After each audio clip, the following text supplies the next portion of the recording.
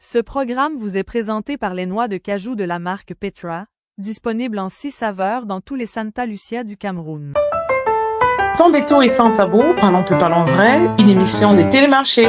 Alors, la dépendance aux drogues, sexe, téléphone et argent font des dégâts dans notre société, aussi bien dans la vie des petits que dans des grands. Aujourd'hui, sur le plateau de Parlons peu, parlons vrai, nous allons essayer de comprendre d'où vient cette addiction-là et comment s'en défaire définitivement. Pour en parler, nous avons comme ça sur ce plateau le pasteur Nguemen qui est là et notre témoin, monsieur Don Ossa, qui est là, qui va partager avec nous comme ça son expérience qui est très intéressante, très captivante et qui va vraiment servir à aider tous ceux-là qui bagarrent encore avec ce mode de vie-là. Merci de liker, commenter et partager cette vidéo. Sans plus tarder, on va lancer le débat. Bonjour, monsieur Nguemen. Bonjour. Bonjour, monsieur Don Ossa. Bonjour, madame. Bienvenue sur le plateau de Parlons peu, parlons vrai. Vraiment, ça a un réel plaisir. Nous sommes vraiment honorés de vous recevoir sur ce plateau, d'accepter de venir témoigner parce que votre témoignage va comme ça aider tous ces jeunes, les grands, tous ceux-là qui ont du mal encore à sortir de ces dépendances-là. Aujourd'hui, on va parler des addictions. La dépendance aux drogues, sexe, téléphone, argent, ça c'est ce qu'on observe dans notre société. Selon vous, qu'est-ce qui peut être à l'origine de ces addictions-là? Un bonjour déjà à la présentatrice que vous êtes. Merci. Et à l'invité qui est en face de moi. Merci, monsieur. Et à tous les téléspectateurs des télémarchés. Parlant de drogue, si je m'investis en ce jour pour faire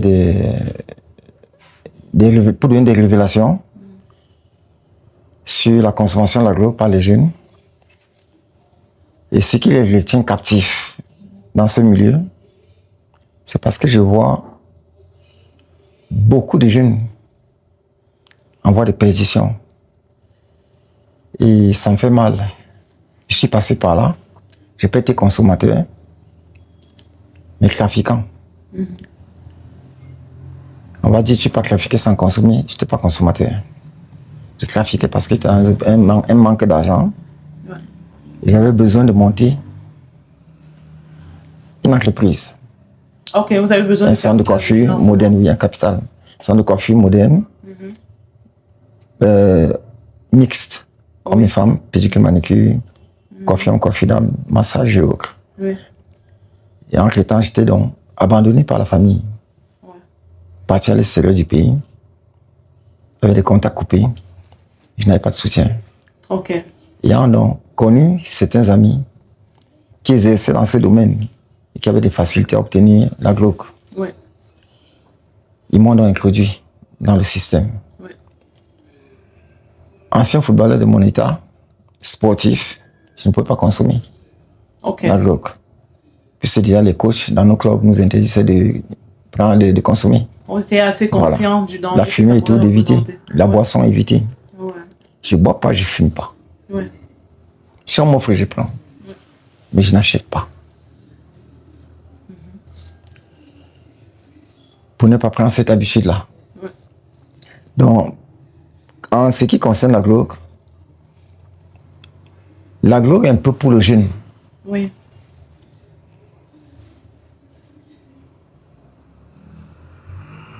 Comme l'air. Comme l'air. Et pour l'homme naturel qui respire, qui a besoin d'air. Vous dites que sans drogue, ils ne peuvent pas. Sans drogue, tout comme sans air, l'homme naturel ne peut tenir. Donc, ça veut dire il aura toujours un manquement, il aura toujours besoin de quelque chose. Il a absolument besoin de drogue. Il a toujours besoin de drogue pour garder le moral haut. Parce que l'école ne suffit pas. Ouais. Aller contenir et rester des jeunes obéissants dans les foyers. Ils ont besoin toujours de ces petits trucs. Pour les stimuler un peu. Qui peut les stimuler sans l'avis des parents.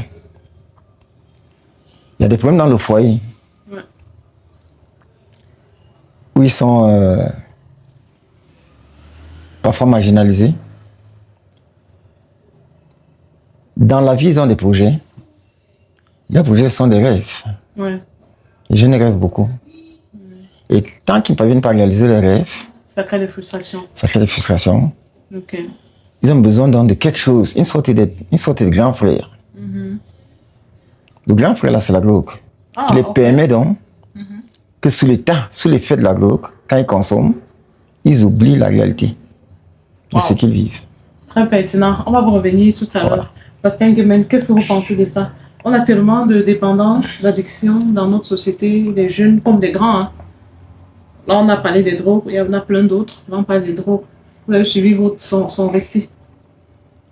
Bien, je vous dis que la première chose que je vais dire, c'est un signal fort à l'endroit de la société. Les jeunes ou les grands qui sont à la recherche de quelque chose qu'ils ne trouvent pas. C'est une question qui annonce la perte de repères véritables, qui annonce un environnement, l'atmosphère, la pression est grande et l'individu comprend qu'il ne peut plus s'adosser sur lui-même. Ses efforts personnels ne peuvent plus l'amener à avancer. Sa capacité humaine, il reconnaît qu'elle est limitée. Bon, lui, il parle des enfants qui, parce qu'ils ne voient pas leurs rêves se réaliser, se sentent obligés finalement de se droguer pour s'échapper un peu à cette réalité-là. Oui. De temps en temps. Oui, ça c'est un regard qui n'est pas... Je ne vais pas dire que c'est faux, non. Mais c'est un angle qui est un peu comme la photocopie de la situation réelle.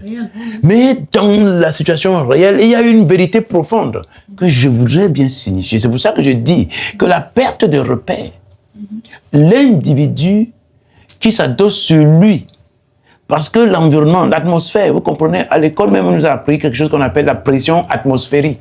L'environnement, quel que soit l'individu, que ce soit le jeune ou le plus haut, il y a autour de chaque individu une pression qui existe. Bon, si on revient dans le cas des enfants, la pression qui est autour des enfants, ce n'est que familiale en fait. Dans une maison, il y a les parents, il y a les frères et sœurs. Qu'est-ce qui peut créer tant de pression dans une maison familiale au point où l'enfant se sente tenté d'aller chercher la solution ailleurs, Alors, de vouloir échapper à l'environnement dont il vit? Dans un milieu familial, la pression existe parce que dans l'environnement de la famille, il y a des vides d'affection. Il y a des vides même matériels. Il y a des vides qui sont d'autres morales. Il y a tellement de choses. Il y a même les discriminations. Il y a même la sorcellerie. Et vous voyez, aujourd'hui, les familles, tout cela, c'est en fait le vrai problème, pas même de ce que la famille elle-même n'est plus capable d'apporter, ce qu'un enfant, un jeune a besoin. L'entretien moral, le suivi, l'encadrement psychosocial et tout ça. Les réponses, il n'y a pas de réponse. Et ils cherchent ailleurs. Ils cherchent la solution ailleurs. Oui. Monsieur Ndon Ossa, là, il parle de manque d'affection que les enfants, dont des enfants souffrent. Ça pourrait être une cause. Ça vient un peu rejoindre ce que vous dites. Les rêves non réalisés. Pensez-vous réellement que ça suffit comme motivation pour pousser ces jeunes-là? Pourquoi est-ce qu'un jeune qui voit que mes parents n'ont pas les moyens de m'offrir ce que je veux, voudra se lancer dans la consommation de drogue? Parce que le jeune ne dépend pas de lui-même. Il n'a pas la capacité de dire non. Même s'il veut faire plaisir à ses parents, il ne peut pas. Oui.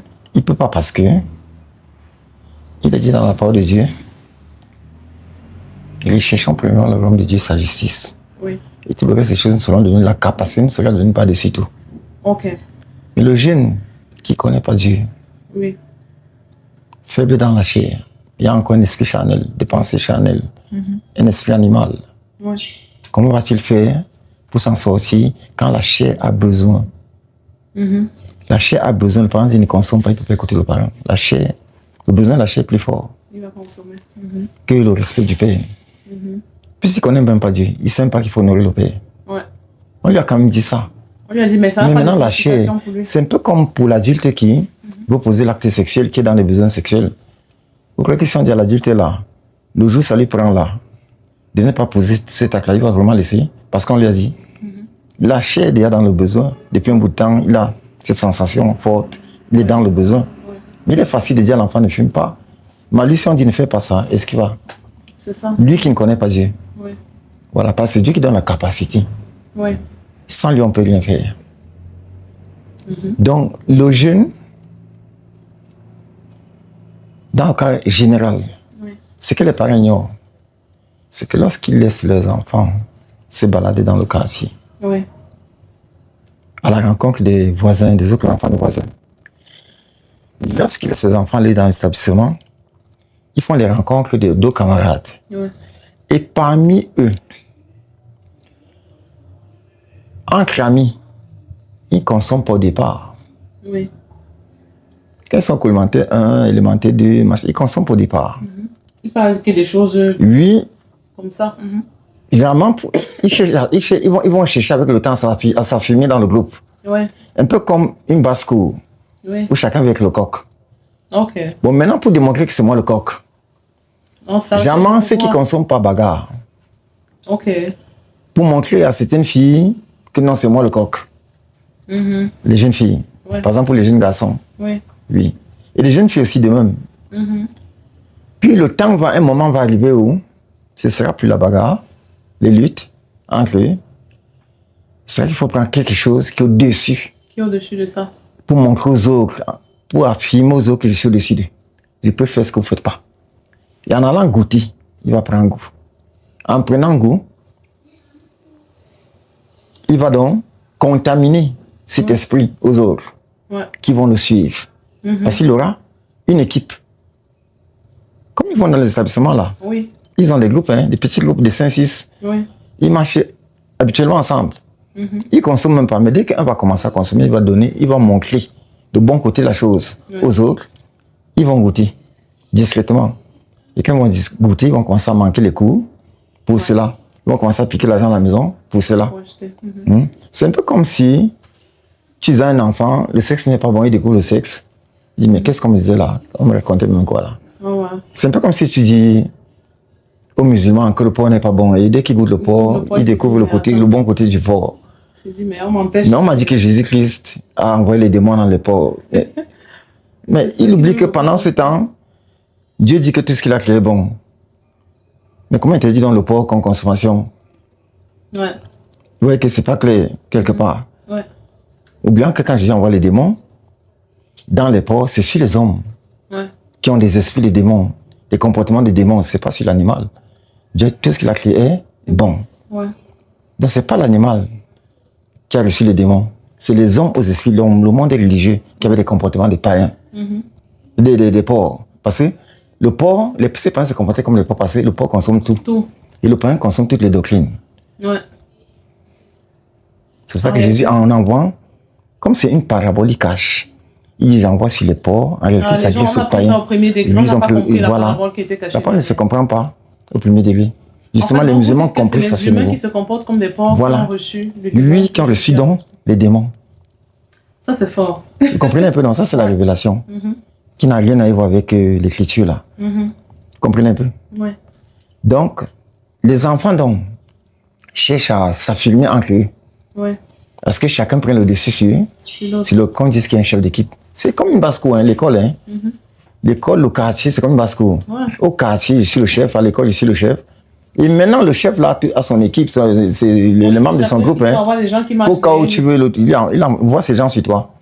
Bon, maintenant, d'autres, donc, pour, créer une association forte, pour avoir un lien fort, quelque chose qui les lie, c'est derrière la drogue. Je fume, je passe à l'autre. C'est un peu comme le calumet. De la paix des Indiens de l'époque, de nos chefs de village à l'époque, nos ancêtres. Quand il fallait faire la paix, ils prenaient le calumet de la paix. Le calumet de la paix, c'était le chanvre indien. C'est ce qu'on dit pour les gens. C'était le chanvre indien. Parce que le chanvre indien, lorsque tu le consommes, ça... Comparativement à ce que le gouvernement dit aux gens, les autorités, que ça pousse les jeunes à aller voler, à aller agresser, à aller... Non. La drogue ne pousse pas l'homme à aller faire quelque chose de mal. Ah bon? Tu avais déjà cette idée en tête. Mais maintenant, la drogue va te montrer le côté facile de la chose. Tu ne verras plus les dangers, les risques que tu vas courir. Voilà, c'est ce qu'elle voile donc. La drogue te voile ce côté. Ou bien que comme tu vois, on va tirer sur toi, on va t'abattre. Mais te montre que le côté, tu vas les prendre facilement. Donc, ça veut dire que celui qui commet des dégâts dans la Oui, société, non. va consommer, aurait commis ces dégâts-là d'une manière ou d'une autre. Généralement, ceux qui sont intelligents commettent les dégâts dans tout, étant lucides. Oui. Étant lucide, avant maintenant de consommer pour rafraîchir la mémoire. La drogue est... Le chanvre indien, c'est une drogue douce. Ouais. Vous comprenez un peu? C'est une drogue douce. Donc, lorsque tu prends le chanvre indien, c'est pour te poser. Ouais. C'est pas pour déranger. Ça, c'est la vérité qu'on cache aux gens. Ouais. Sinon, pourquoi ces autorités qui consomment ne troublent pas le pays parce qu'ils ont consommé? Super, c'est assez pertinent. Tout à l'heure, dans votre récit, vous avez parlé du sexe, vous avez parlé d'argent. Ça pousse à se poser la question de savoir quel est le lien entre la consommation de drogue, la dépendance au sexe, au téléphone et à l'argent. Est-ce qu'il y a un lien? Parce qu'aujourd'hui, on parle de dépendance de drogue, mais on a plusieurs types de dépendance, en fait, qui troublent les jeunes aujourd'hui. Autant on a d'un côté des jeunes qui souffrent de consommation de drogue atroce. De l'autre côté, on a des enfants qui sont plutôt dépendants de l'utilisation du téléphone, l'utilisation accrue du téléphone. D'autres, c'est le sexe, la dépendance au sexe, et d'autres, c'est l'argent à tout prix. Tout ça, toujours, c'est parce que le jeune veut s'affirmer. Il rêve de voyager. Il rêve de devenir riche. Il l'envie dans le cœur. Et c'est parce qu'il a envie, ce qu'il ne peut pas avoir, ce qu'il ne peut pas obtenir, qu'il va se laisser donc tenter. Parce que la tentation commence dans la pensée. Comme il disait tout à l'heure, la profondeur c'est là. Satan n'est pas hors du corps. Si le Saint-Esprit est là, c'est que Satan est là. Et Satan, c'est la mauvaise pensée qui te pousse, qui te dit va faire. Pendant que l'Esprit Saint te dit non. Donc l'enfant maintenant, n'ayant pas la capacité de dire non, pendant qu'il a envie, il a besoin de toutes ces choses à la fois. Et que va-t-il faire? S'il est vraiment faible d'esprit, il est destiné à devenir un futur braqueur, du côté banditisme, soit un futur gigolo, parce qu'il est incapable de travailler pour obtenir l'argent, il va aller draguer des femmes qui peuvent lui fournir de l'argent. Et s'offrir même des téléphones. Or aussi possible à racheter des téléphones par-ci, par-là. Pour pouvoir financer. Voilà. Pasteur Nguyen, quel est votre avis? On a parlé de la drogue qui crée la dépendance chez les enfants. Qu'en est-il des autres formes d'addiction? Est-ce que c'est des réalités ou alors la drogue est le summum? Malheureusement, la drogue n'est pas le summum. Non. Tout ce qu'on fait de façon exagérée, tout ce qui te contrôle, tout ce qui a pris l'ascendant sur toi, te domine. Que ce soit le sexe, que ce soit l'argent, que ce soit l'alcool, que ce soit les réseaux sociaux, tout ce que tu fais et que ça te soumet. Tu n'es plus capable de faire une certaine... Tu es hors de la discipline normale.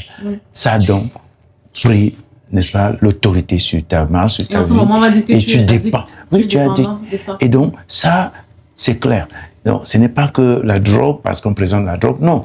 Et monsieur Don le dit, la drogue n'est que ce qui vient te pousser à poser le dernier geste, ce que tu avais déjà conçu. Alors, en fait, elle éloigne les dangers de ta pensée. Oui, en fait, c'est quoi le sujet? Comme je vous ai dit d'avance, tout cela traduit l'expression d'un vide d'éclairage. Et donc, quelqu'un qui était borgne et qu'on va alors simplement fermer le reste qu'il ne puisse pas voir, il saute seulement. Et c'est pour ça que la drogue, ou le sexe, ou l'argent, ou n'importe quelle autre activité qui domine, qui contrôle ta vie, indique clairement que tu es véritablement dans une situation où tu as même besoin d'aide. Et la seule personne qui peut t'aider, ce n'est que Dieu. Et c'est pour ça que j'ai béni le Seigneur pour qui, M. Donki a dit quelque chose. Il dit, lui, il lit la Bible. Lui, il lit la Bible. Et il a découvert que la parole de Dieu l'enseigne. Depuis 10 ans. Depuis 10 ans, il n'est pas allé se soumettre à X ou à Y. Et ça, c'est une chose qui vient apporter quelque chose dans le subconscient. On va revenir sur les solutions pour s'en sortir. Là, maintenant, j'aimerais qu'on revienne encore un peu sur ces dépendances. Est-ce que vous pensez que de toutes ces addictions-là, il y a une qui est plus grave que l'autre? On a parlé des drogues, de sexe, de téléphone et d'argent. Est-ce que celui qui est juste dépendant du téléphone est mieux que le drogué ou bien celui qui est dépendant d'argent est... Pour moi, il n'y a pas de... La seule différence, entre le drogué et la jeune fille qui dépend, par exemple, du téléphone et qui marche aveuglément au bord de la route pour le camion pour les courir. Ouais. Parce qu'elle est toujours tête baissée. Tête baissée. C'est la génération tête baissée en ce moment. Ouais. Elle est une malade, en fait, qui s'ignore. Ouais. Parce qu'elle est esclave du matériel. Ouais. Le blanc a créé sa chose, elle est esclave. Le blanc lui-même, quand il veut causer, il se retire. Il parle. En route, il marche par le téléphone. Il va au bureau, il prend le temps, il cause. Mais nous, c'est comme une folie. C'est vrai. La drogue domine ces choses parce que elle fait perdre la santé à l'homme. Au point où si on filme un seul instant, la poitrine d'un jeune qui fume depuis 5 ans, depuis 10 ans, depuis 15 ans, on lui présente ses poumons. Si c'est un jeune conscient, si peu conscient, il va arrêter de fumer. Il va arrêter. Okay. Parce que les poumons qui sont en fait rouges, de couleur rouge, parce qu'il y a du sang, sont noirs. Moi, je l'ai vu à l'hôpital. Wow, ok. Ouais. Je l'ai vu à l'hôpital. On m'a présenté la poitrine d'un jeune qui est passé la couleur rouge, la couleur noire, totalement. Wow. J'ai compris les effets de la drogue sur le corps humain. Ouais. Ça m'a découragé dans la vente de la drogue. Lorsque je suis entré dans les Écritures, il est dit dans les Actes des Apôtres, je crois, si je ne me trompe, dans les Actes des Apôtres, il est dit que notre corps est le temple du Saint-Esprit. Si notre corps est censé être le temple du Saint-Esprit, ouais. Est-ce que je dois brûler la maison de Dieu? La maison de Dieu, oui. Est-ce que je dois polluer? Deuxième chose qui m'a découragé, arrêter la vente de la drogue. J'ai vu le poumon calciné. Le Saint-Esprit m'a parlé en me disant que ton corps est le temple du Saint-Esprit. Je n'ai pas regardé à mon corps personnel. Regardez tous les corps que j'ai brûlés. Je faisais brûler en vendant la drogue aux jeunes. Ouais. Des multitudes de corps.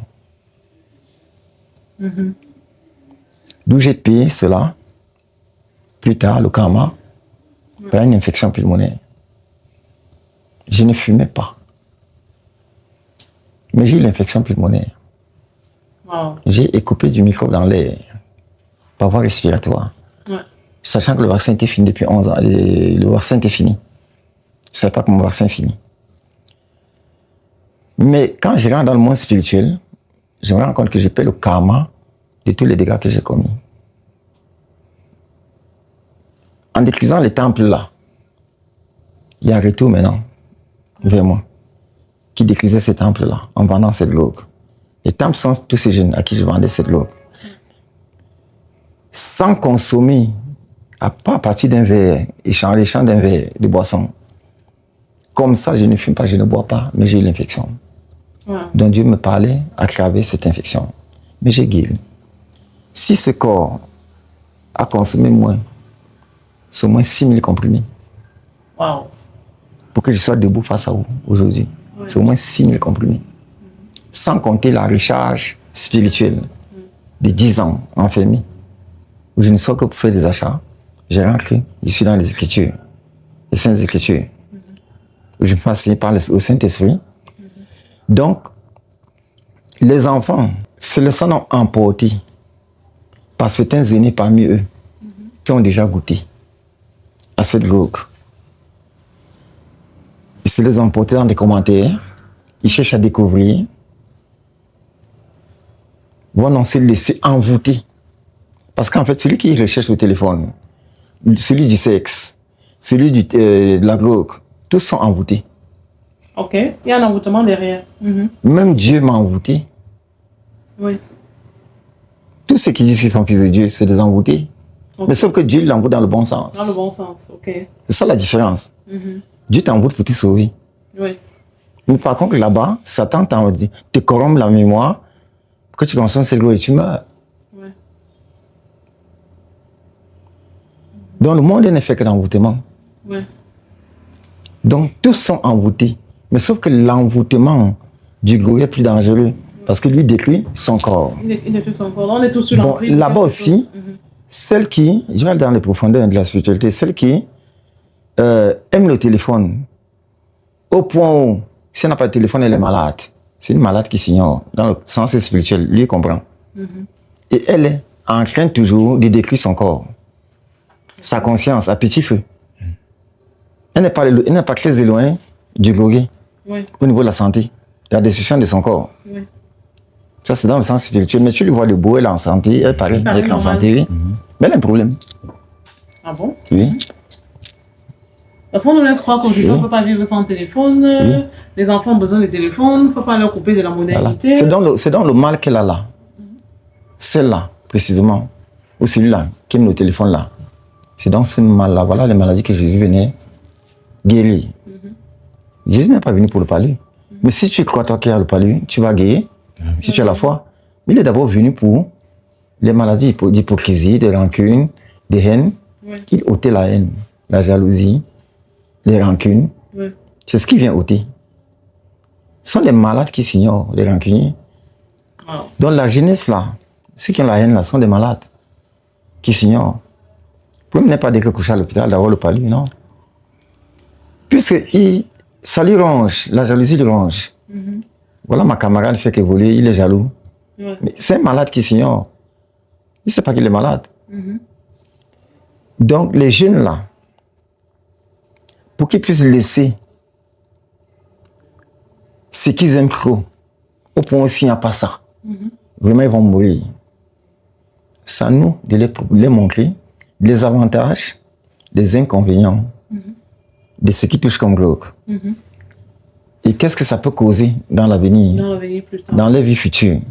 On va revenir là-dessus dans la deuxième partie. Voilà. On prend la pause et on revient tout à l'heure dans la deuxième partie. Sans détour et sans tabou, parlons plus, parlons vrai, une émission des télémarchés.